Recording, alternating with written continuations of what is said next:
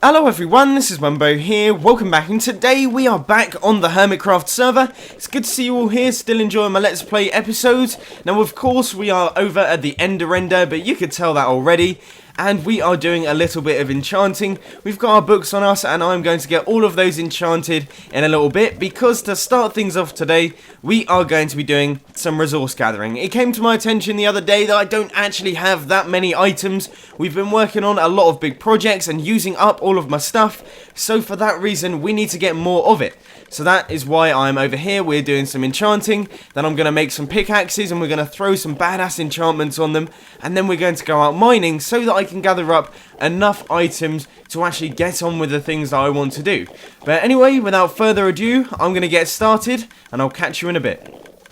Alright, so quite some time later now, we have done all of the enchanting, got all of those 38 books done, and we have got ourselves a ton of awesome enchantments. This chest here is where all the rubbish ones went, so you can see they're just the crappy ones that no one really needs. There's a couple of sharpness 3s in there, they're quite useful, but other than that, it's all rubbish. This chest over here, however, has got all the good stuff in it, so you can see we've got the efficiencies, some more sharpnesses, efficiencies, fortunes, unbreakings, everything that is good about enchanting is in this chest. So I'm going to throw it all into my ender chest over there and then transport it all back to my base, and then we can get ready to put it on some gear.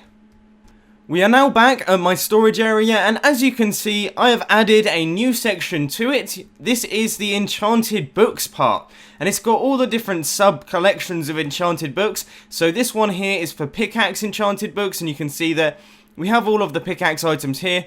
These can obviously be applied to axes and shovels, but I needed something to represent it. And then also we've got the sword, this is all the sword stuff. The helmet, that's the aqua affinity and respiration type deals. And then the chest plate is mostly just protection here.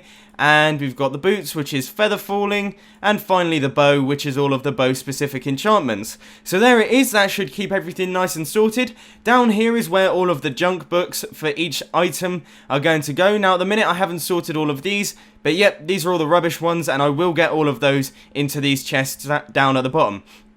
But that provides us with plenty of sorted storage for enchanted books, because I want to do more of that in the future. It was a lot of fun, and it also means that we can have some really great gear. So now that we've done all that, you'll never guess what I'm about to do. Because we're going mining, I need to get some gear, and to do that, I need to enchant a couple more pickaxes. Now, obviously, I have got all of these excellent enchanted books that I can use on the pickaxes, so really, there isn't any risk in it. But anyway, I'm going to head back to the Ender with 3 diamond pickaxes, and we'll see what we can get on those. I managed to get myself 3 fairly decent pickaxes, I can't complain. We got the standard building pick, which I'm going to combine with silk touch to get the godly silk pick, and then we got this unbreaking 3, which I'm just going to throw efficiency 4 on it, and then we also got this little number, which is great bar the fortune 2, however we can combine that with a fortune 2 book to give us fortune 3, so I would say we got a perfect set of enchantments there. That's put a happy smile on my face, so now I'm going to head back to the base, pick up the books, then come back here, then go back. I'm just going back and forth today. After a little bit of canoodling and combining, we have got ourselves a set of extremely good tools. These are man's tools. Here we are, we got the Milky, which is, you know, Milky Silky, Unbreaking 3, Efficiency 4, Silk Touch, and then we have the Workhorse pick there, and we have the Bling Bling, which is Efficiency 4, Unbreaking 3, Fortune 3, and finally, the utensil for going ham, Fire Aspect 2, Sharpness 5, Knockback 2, Unbreaking 3. That is an insane sword. That is definitely going to go ham for me, so now we are well and truly ready to go mining. My goal for this mining trip is to get 1 full stack of diamond ore, and then I can go fortune 3 on it and get as many diamonds as I like, and yeah, it's just going to be wicked. Finally, I am all geared up, ready to go. My armor is lacking a little bit. Well, once we come back up, I will make myself a full diamond armor. But first, we need to get that full stack of diamond ore. I really want to do that. So we have got our workhorse pick. I said that a little bit wrong. That was bad. And then we also have our little Milky pick here as well. We have our extremely powerful sword. lots of food, plenty of torches, and a couple of ender pearls. In fact, I think I'm probably going to need a couple more than that, so I'll gather those up. But anyway, now it is time to start mining. I'm going to montage this so you don't have to sit through all of it, because it can get a little bit boring. But I hope that you enjoy it, and I hope that it is very frivolous and ripe.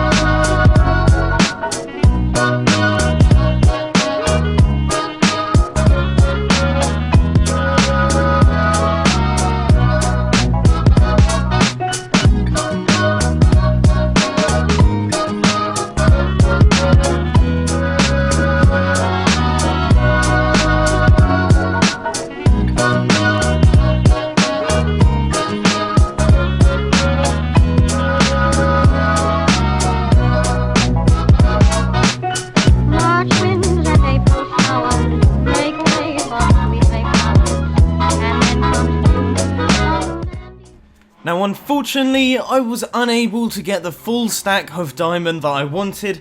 I managed to get half a stack. I don't know why, I was just getting very unlucky. You can see how much coal I got.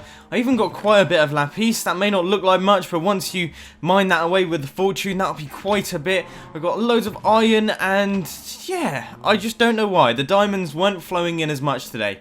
But anyway, I'm going to place all of this down in a little cube. I can do that on screen, I guess. That shouldn't take too long at all. Yeah, it is quite a lot of diamonds. Like, that isn't bad. I'm not going to complain. Anyway, we'll check that this is my Fortune 3. Here we go. Let's begin. Hopefully, it just splays out the diamonds everywhere and we get tons of them. If not, then I won't be too happy. But already we have got half a stack. That's not bad. Come on, we got to get over a stack here. There we go. Just over a stack of diamonds. 68 diamonds. We've got a couple more on the sides here. And we have any down here. We don't want to miss any. So yeah, we've got 70 diamonds there. We can add that into our diamond chest. Meaning that we actually have quite a bit. We have quite a few of them. But remember, we are about to do a full diamond armor set. So that is going to take that number down a little bit. But I'm alright with that. That's not too bad. Okay everyone, so it's been a couple of days since my last cut, and in that time I have done a handful of bits and bobs. I released the bonus episode and you guys actually seem to really enjoy that, which came as a bit of a surprise to me because, you know, I thought they're not really going to like the fact that I'm building on camera, they're not going to like the fact that I'm talking rubbish, which is what I was doing, but yeah, you guys seem to actually quite enjoy it, so I'm very happy about that. But here is the house that we built. It is standing right here, and I think this looks really good. Our village, even though we've only got 3 houses in it, like it's not considered a village just yet, is actually looking quite decent. You can now see that what we're doing, you can see what we're up to, that we are in the process of doing a village.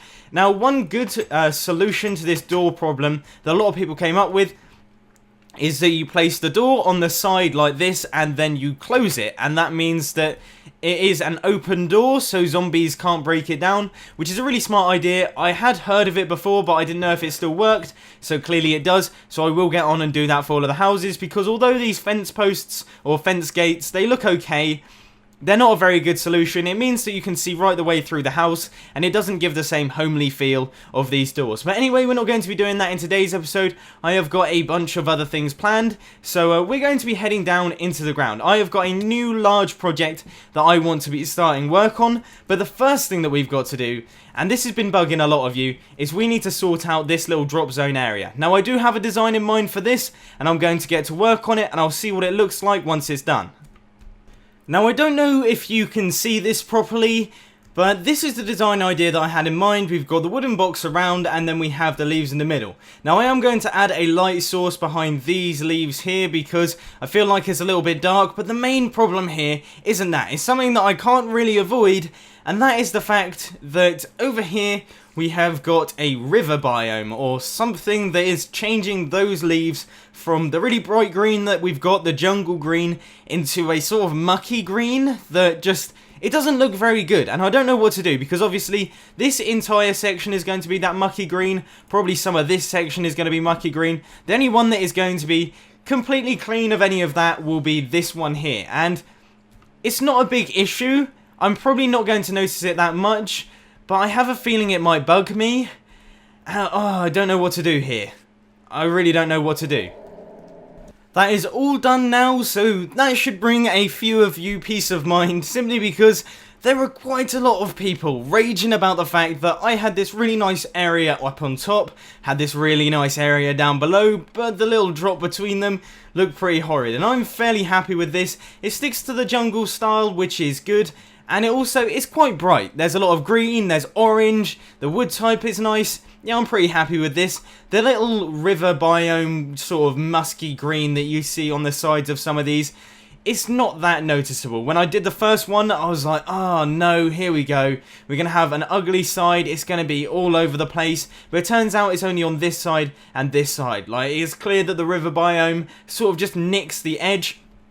I'm not that fussed, basically. The rest of it is that bright green, and that looks really good. Now we're going to head down to the bottom. I'm going to pick up all of these items that I've left down here. We still have all the mushrooms in the cow farm. I don't know if I showed you that in the prank video, but yeah, we have all the mushrooms in the cow farm, so that's okay. I'm quite happy with that. It means that we actually have a supply of mushroom stew, which is really, really helpful. But I'm just going to dump all of this stuff in here. I didn't quite have enough space, so we've already filled up one double chest and a little bit more. But another thing that has been bothering quite a lot of you that I still can't fix is this little dirt block here. I'm going to leave it here for the minute. I'm going to let that infuriate you just because that's what I'm into. Now, I have got rid of the ladder, so that means that we can't ender pearl into the side of it. It's a little bit impractical because it means we now have to ender pearl at this tree to get a good range out of here. But I'm not that worried. It's a sort of temporary thing. I'm probably going to have a little elevator to get out of my base at some point. But yeah, it seems to work at the minute. For the next part of this episode, we are going to begin work on the next big project on HermitCraft, and that is going to be something to do with villagers. Yeah, I want to start working with them. I've never actually done that in any world that I've had before. Even since villager trading was introduced, I haven't really paid much attention to it, but having watched a couple of videos, I've seen what people were doing with it, and it looks really, really cool. Now, I'm not saying that I've never traded with a villager before. Of course I have, but I just haven't got them all into one place and had an organised setup to do it. So we are going to set up an automated villager trading system area that is going to be off in this direction. Now, the reason that I'm setting it away from the base is for two reasons. One, because I hate the sounds of villagers. Their little it just drives me around the bend. I'll probably flip out if I have them anywhere nearby, so we don't want to be having that. And B, I want it to be a fairly large scale underground project, and although we have all of this space down below, I just don't fancy having that giant hall right underneath this and then going up and having this area, then going up again and having this area, then going up again and you'll have the mob spawner. I don't want to do that. I don't want to be stuck in sort of a vertical pillar of different builds. I want to branch out a little bit. So we're going to be heading off in this direction. Now, the first thing that I thought would be a really cool way of doing things is I wanted to have a 4x4 door off here. So this little part is going to be transformed into a 4x4 door. I'm going to be doing my 4x4 vault door simply because I really like the way that they look, and also it's very fast, it's quite practical, and it's pretty cheap as well. So I'm going to gather up all of the resources we need to build that one, and I'll catch you in a bit. Due to a fairly spectacular find, it turns out that I've actually got quite a lot of items. Now, I don't know if you remember, a couple of episodes back I was working on the gold farm, and since then I've lost quite a lot of motivation for that project. I just don't think that the amount of time and effort that I had to put in for that one little segment is worth the tiny amount of gold that I actually got back, so I sort of stopped work on it. I might start up again, but for the minute that is on hold. However, I went through into the nether, went up to the bedrock, and took a look at the chest up there, and it turns out it was absolutely filled to the brim with various different things that we could have used. I'm talking tons of pistons, tons of slime, loads of diamond pickaxes, wood, half slab, stone, cobblestone, everything. Everything that I might need to build that gold farm. You know, earlier I was talking about how I felt like I didn't have as many items. Yeah, it's because they were all at the freaking gold farm. But anyway, you can see that I have now shown off where the door is going to be going. This is how it's going to look. Like I said, it looks like a vault door. It's going to be my design, and I think this looks really cool. It's going to look really good once it opens and closes. It's very, very fast, and it's going to be very good. So I'm excited for this one. It's my first piston door on the server. It's always a proud moment. Now I just thought I'd hop back into my redstone testing world. Once again, if you haven't seen this before, then this is where I do all my redstone contraptions. And I thought I'd show you this door. This is what we're going to be building on HermitCraft. You can see it is ridiculously quick in the opening and also pretty swift in the closing as well. Also, very compact, it's a little detail, but I like how small this is. It's a very, very tiny 4x4 piston door. If you do want to check out the tutorial for this one, then it will be in the description down below, and also probably on the screen if I remember to do that, so you can check that out. But anyway, now we're going to hop onto the HermitCraft server, and I'm going to get building.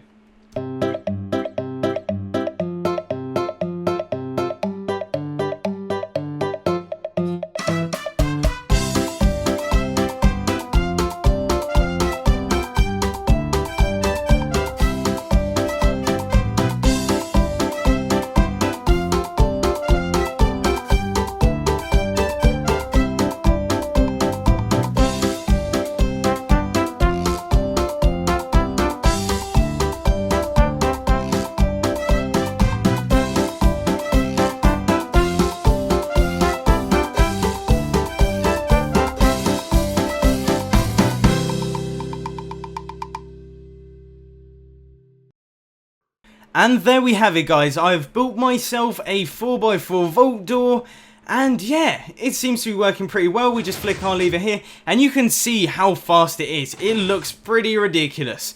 Now in the middle, I have got the lapis blocks. That was just a recent addition, and I think it looks pretty good. I don't know, though. I'm going to take a look at it with iron. We have got so much iron, I might as well start using it. Yeah, we got almost 3 stacks there, so that is plenty. We'll do a quick test. We'll see what it looks like. I'm going to head over there. Yeah, I'm actually doing things on camera here. I know, the verdict on it is that you like the idea of me doing things on camera, but you're not too bothered if I do or not, and you know what? I'm exactly the same. I'm not fussed if you want me to do things on camera or not, but I thought this is quite a simple task. I should be able to do this. So, yeah, we'll throw the iron in the middle here and just see what it looks like. It could look really good, and that would be nice, wouldn't it? So, here it is. I don't know, I preferred it with the lapis, to be honest with you, so let's just replace that. That is the extent of me doing things on camera. Always goes wrong, so we're going to place those back in there. I think that looks really good, brings some fresh colour to the place, which we don't have a lot of. But anyway, the reason that we are doing this door is obviously because that is going to be access to the new tunnel. But the reason that we have actually got this door is because that is going to mark the point of a new style of doing things. I thought that we needed some finality of it.